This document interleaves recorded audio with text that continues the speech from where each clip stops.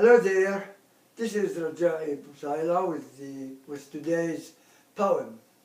Our today's poem is Cassandra. Cassandra is the name of a cat I used to have a long time ago, long before the birth of this cat you see here.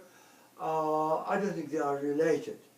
The poem also is quite different from the poems you have seen so far.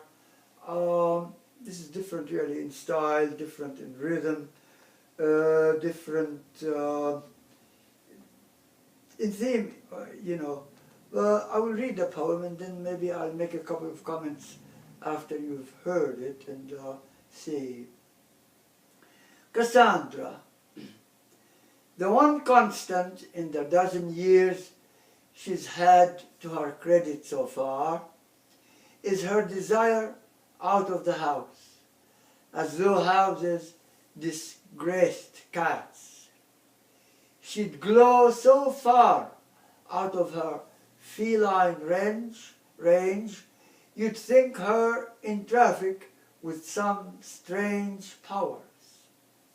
When young, the extent of her demean might have made us kings, and she the empress, over ground and the trees.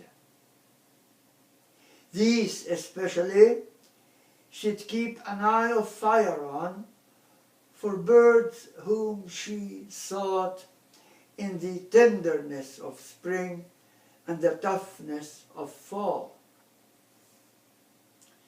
She toyed with them to the full extent of sacrifice, and would, had she but deigned, or were she but mad, have consulted their private organs.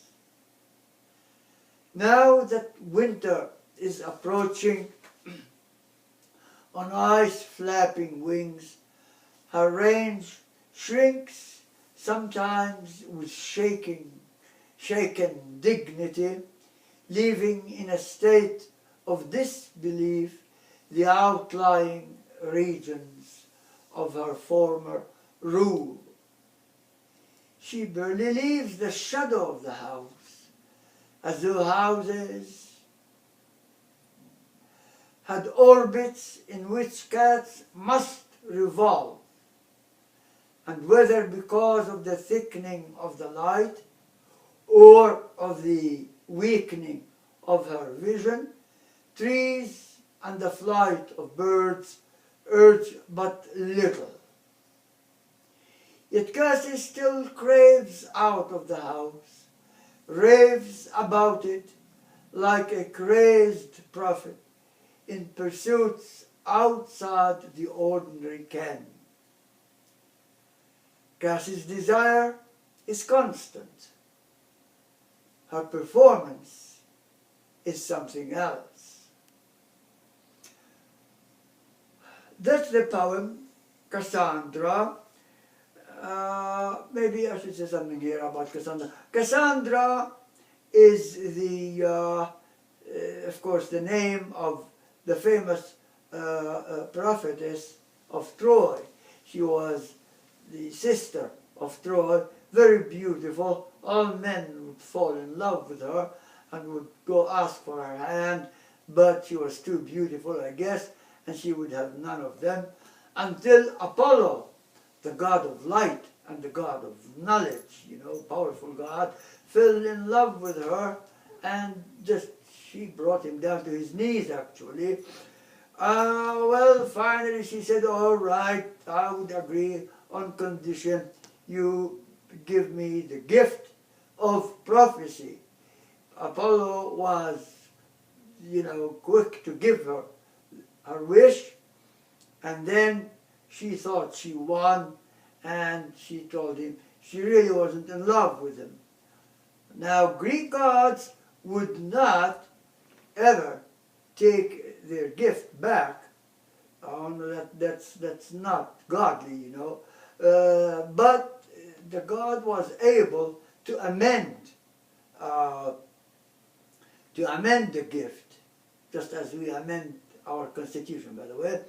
And so he amended his gift by doing what? By making nobody believe her prophecy. Everybody thought she was mad whenever she prophesied something. So that when the Greeks invaded Troy and she predicted everything, her people wouldn't believe her, and Troy was destroyed, of course, and she was taken captain by Agamemnon, and he took her as mistress, and his wife, Clytemnestra, naturally was jealous and angry with him, and she killed the poor Cassandra. That's the story. Now, if you look at the poem carefully, you will see that there is a lot of imagery which relates to this story. You know, light and one thing, and especially light, and also the consulting the organs, the private organs of animals. That was a custom, I think, followed by many in many cultures. That when the prophet wanted to prophesy the future, he would be given a bird or an animal, he'd kill him, and use his organs to look into, examine, and through which he was able, or she was able here, to prophesy the future. And so this cat, looking, you know, she would look at birds, and she, of course, you know how cats love birds. She'd look at them and after them. She would want them as if she were a Cassandra. But you know all this, I don't need to expand anymore. So this is the poem. I hope you like it, and I would appreciate your comments. And until next Sunday, goodbye.